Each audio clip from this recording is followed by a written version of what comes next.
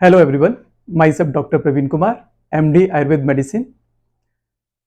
क्या ऐसे कोई तरीके हैं कि आप खुद से ही बिना किसी लेबोरेटरी इन्वेस्टिगेशन के अपनी गठिया का टाइप जान सकते हैं? जी हाँ, आप बिना किसी जांच के ही अपनी गठिया को पहचान सकते हैं खुद से ही। तो वो क्या तरीके हैं, आइए जानते हैं। बेसिकली जो अर्थराइटिस होती है यानी कि गठिया जो होती है वो तीन तरह की होती है।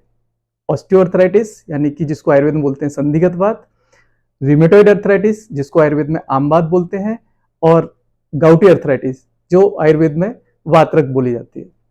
तो हम कौन से लक्षण होते हैं, जैसे कि ऑस्टियोआर्थराइटिस जो होती है उसको डायग्नोस करने के लिए अगर पेशेंट को ऐसी अर्थराइटिस जिसका जो दर्द है, जो घुटने का दर्द है, वो बहुत ज्यादा दर्द होता है और स्वेलिंग कम रहती है घुटने पे, और वो दर्द जो होता है वो एक्टिविटी करने पे या ज्यादा चलने पे वो दर्द उसका बढ़ जाता है, और जब वो रेस्ट करता है या आराम करता है, बैठता है या लेटता है, तो उनका पेशेंट का दर्द धीरे धीरे कम होने लगता है। तो इस टाइप की अर्थराइटिस जो होगी इन लक्षणों वाली, वो ऑस्टियोआर्थराइटिस होगी, यानी कि संधिगत बात होगी।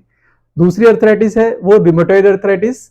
उसका जो दर्द होगा वो मल्टीपल जॉइंट्स में होता है, स्मॉल जॉइंट्स में भी रहेगा, घुटने के दर्द के साथ साथ बाकी जॉइंट्स भी इन्वॉल्व होंगे, और बाइलेटरल होगा। उसका जो दर्द पेशेंट, ऐसे पेशेंट का दर्द दोनों तरफ के जॉइंट्स में होगा। स्मॉल जॉइंट यानी फिंगर्स के joint, wrist joint, elbow joint, shoulder joint, इन इनमें भी होगा दर्द।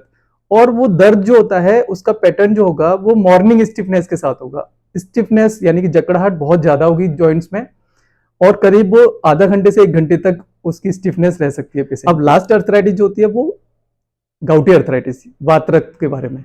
तो उनके जो लक्षण होंगे वो स्पेशली जो जॉइंट्स होगा वो रेडिश होगा, रेडनेस होगी वहां पे, उसको टच करने पे वो गर्म होगा, वार्म होगा, स्वेलिंग होगी और टेंडरनेस होगी। उसको छूने पे सीवियर पेन होगा, एकदम टच करने पे बहुत तेज दर्द होता है। तो अगर इस टाइप का अगर लक्षण के साथ में अर्थराइटिस है तो वो मोस्ट प्रोबेबली गाउटी अर्थराइटिस होगी। तो आप इन लक्षणों के आधार पर ही खुद से ही अपनी अर्थराइटिस का कौन सा टाइप है वो जान सकते हैं। थैंक यू, धन्यवाद।